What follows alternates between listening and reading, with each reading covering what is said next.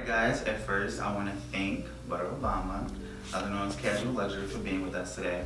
So, first begin, when can you say you first remember of like this spark of interest? It's like being in the fashion industry, this is what I wanted to do.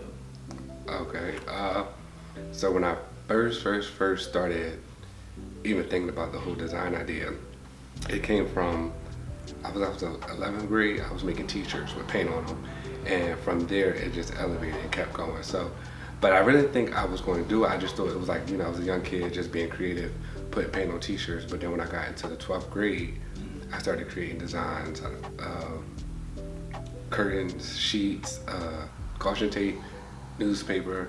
So I think that's kind of like what kind of triggered the interest. And I really didn't think I really wanted to do it at that point either. Excuse me. So people was like, are you going to college? What are you going to do for school? I was like, I don't know. I was just like not thinking about that. But I was like, oh, you should be a designer because you can sell. Duh. So I went to school for art design, for fashion design. So that's kind of like how the idea came about. And even at that point, I was just doing it just because I had to go to school. I had to be educated further at the high school. So once I did that, then I was like, oh, I can really do this. Just being networked and connected with so many people that have a love for fashion and a passion for like the industry. So I kind of, I really could do this. So around about 12th grade maybe. So that's what I kind of thought. It went away at times, but that's when like the idea first piqued this interest. Okay, so what made you said it went away, what made you stick to it though? Like, I know this is what I want to do. So this is how it happened.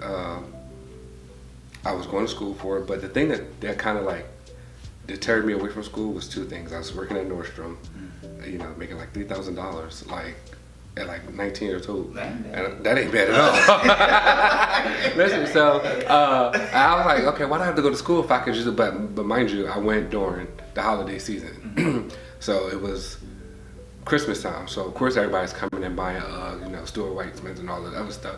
So that kind of happened, and then the 4 hour, like classes were 4 hours long. Coming from high school, being in 45 minutes to, almost 54 minutes to go into 4 hours. It's kind of like, oh, this is boring. I don't really want to do this. So I was making good money. I kind of like stopped going to school, and then, my family was like, well, you can't do that. You have to, further your education. So that stuck with my family, and once I did that, I went to school for education. And I was like, okay, I can be a teacher. Because I really didn't want to do fashion because it was like, the whole idea of it wasn't like really there because I was learning it, and it was like, it was when I was freely doing it, I could like, oh, I love it. But then I was like, being taught it, I was like, tearing away from it. So once I was in school for education, I was like in between jobs, and I was like, well, you can sell. So sell to make a couple dollars. And once I did that, I was like, oh, you're doing good. So I started progressing, the buzz started growing. And then prom time, I started like doing prom dresses. And I'm like, oh, well, buddy, you like, just me thinking, like, just being a hustler, like, yo, you really can do this. So I put myself on a 5-year plan. At this point, it was like in a 3-year plan. So once I got to that 5-year plan, that's when I opened up my first store, which was in Fishtown. And I was like, okay, this is cool. So you can really do this, So after that 5 years, I put myself on another 5-year. And so this is the second year into the first 5-year, this location. So I was like, okay. And I'm just, from now on, I'm just like really like sticking with it, just really, really going forward. Everything is a progress. Everything is the next level. Well, what's next? What's next? What's next? Okay. What challenges did you face, starting, these businesses or your first 5 years? I think the challenges was just not knowing.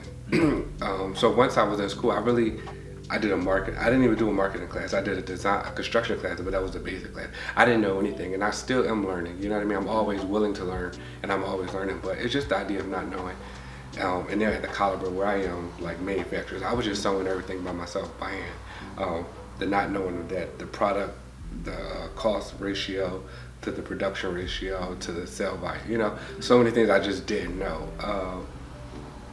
Those were just the biggest obstacles, just not knowing, and then just, putting out a lot of time and energy and money on something that really doesn't work. And it's like, oh, you got to do it all over again because you just don't know. Right. So, but were you ever, in those like tight times where you were pressured to, be like, I don't know if this is going to work, Do you ever have doubt?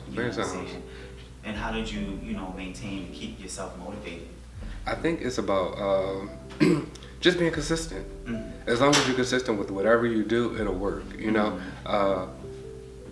the idea of something like not everything is going to go well. Like every day you're not going to make a sale. Like every day is not going to be, you know, sunshine and flowers. Some days are going to be rain and thunderstorms. So I just think like just be persistent and consistent through all of it, and everything else will manifest on its own.